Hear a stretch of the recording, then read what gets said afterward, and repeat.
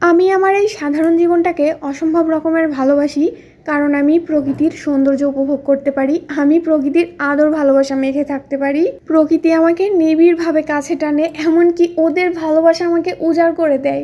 এটা কি কম সৌভাগ্য?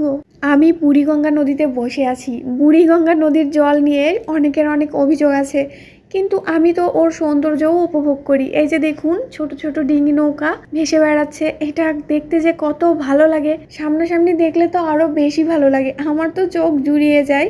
এই বুড়িগঙ্গার নদীকে ঘিরে শত সহস্র মানুষের গতিময় জীবন দেখে সত্যি আমি অনুপ্রাণিত হই। প্রায় 15 বছর হলো আমার জীবনে অনেক সময় অনেক কঠিন পরিস্থিতি এসেছে।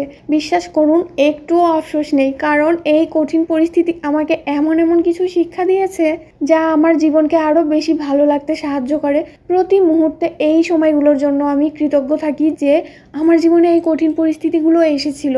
এখনো আমি প্রত্যাশা রাখি যে আরো কঠিন পরিস্থিতি আসবে।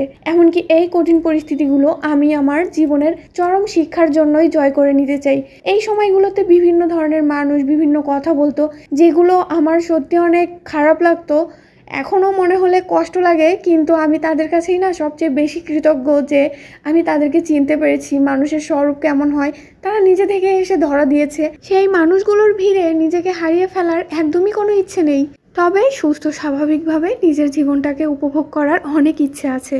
জীবনের শেষ দিন পর্যন্ত পরিবারের সঙ্গে সুস্থভাবে বেঁচে থাকতে চাই, এটা আমার একটা বড় চাওয়া।